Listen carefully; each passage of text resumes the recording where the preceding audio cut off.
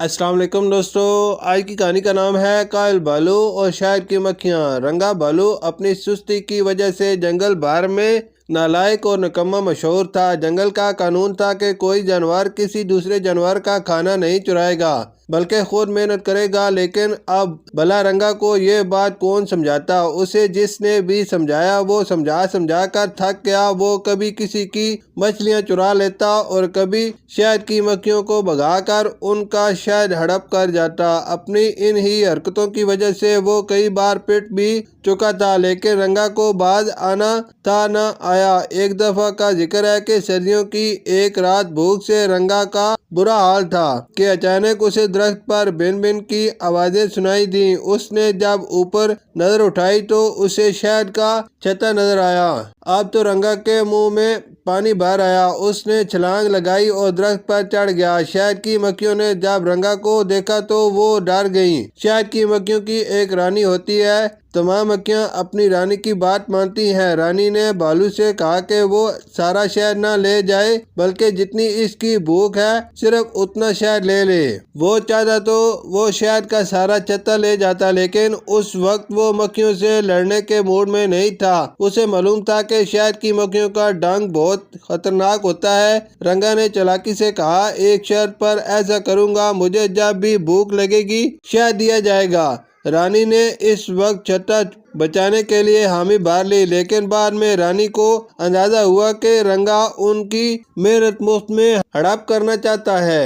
کچھ دن تک یوں ہی ہوتا رہا۔ رنگا نے ایک بڑا مرتبان چرا لیا تھا۔ شہد کی مکھیاں روزانہ شہد مرتبان میں ڈالتی رہتی اور رنگا مزے سے مفت کا شہد کھانے لگا۔ مفت کا کھانے میں اسے مزہ آنے لگا۔ جب کبھی شہد کم ملتا یا دیر سے ملتا، رنگا بھالو زور زور سے چیخیں مار کر درخت کو ہلا کر رانی کو ڈراتا۔ رانی نے بھالو کی اس بدمعاشی سے تنگ آ کر ایک دن تمام مکھیوں کو جمع کیا اور کہا، رنگا کی بدمعاشی روز بروز بڑھ رہی ہے۔ وہ ہم سے زبردستی ہمارا کھانا لے جاتا ہے اور خود سارا دن کائلوں کی طرح پڑا رہتا ہے۔ جو جانور ایسا کرتا ہے وہ جنگل والوں کے لیے بدنما داغ ہے۔ ہمیں اسے سبق سکھانا چاہیے۔ مکھیوں نے بن بن کی آوازیں نکال کر رانی کا ساتھ دینے کا اعلان کیا۔ فیصلہ ہوا کہ دوپہر میں رنگا پر ایک ساتھ حملہ کیا جائے گا۔ رانی نے اس موقع پر دیگر جانوروں سے رابطہ کر کے مدد کی درخواست کی۔ بندر بھی رنگا سے بہت تنگ تھے کیونکہ وہ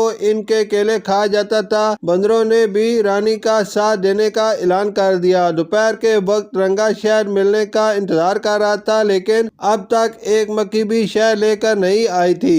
اسے غصہ آنے لگا۔ رنگا غصے سے چیخا جیسے آج وہ درخت ہی گرا دے گا۔ اچانک اسے ایک مکھی آتی دکھائی دی۔ رنگا اسے برا بھلا کہنے لگا، میں تم سب کو رانی سمیت مار ڈالوں گا۔ رنگا اب بہت ہو چکا، تمہیں اس بدمعاشی سے باز آنا ہوگا۔ رانی کی آواز آئی، تمہاری یہ جرات مجھے سمجھاؤ، میں تمہیں ابھی بتاتا ہوں۔ کہاں ہو تم؟ سامنے آؤ۔ ڈرپوک رانی! ابھی اس نے کہا ہی تھا کہ اسے بہت ساری شہد کی مکھیوں کا شور سنائی دیا۔ اوف، یہ کیا کرنے لگے ہیں؟ رنگا کہتے ہوئے پیچھے ہٹنے لگا تو اس کا پیر پھسلا اور وہ درخت سے نیچے گر گیا۔ شہد کی مکھیوں نے اس پر حملہ کر دیا۔ اوف آئی، میں مر گیا، آئندہ نہیں کروں گا۔ اوہ بچاؤ کوئی مجھے! رنگا بھالو چیختے ہوئے بولا، لیکن اب کوئی بچانے والا نہیں تھا۔ دوسری طرف بندروں نے بھی ناریل توڑ توڑ کر مارنا شروع کر دیے تھے۔ دو ناریل ہی بھالو کو لگے جس سے اس کا سر پھٹ گیا اور وہ درد سے کراتے ہوئے بھاگ گیا۔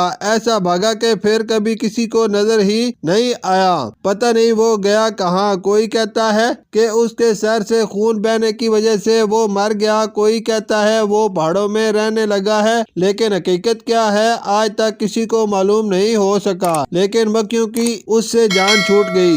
شکریہ۔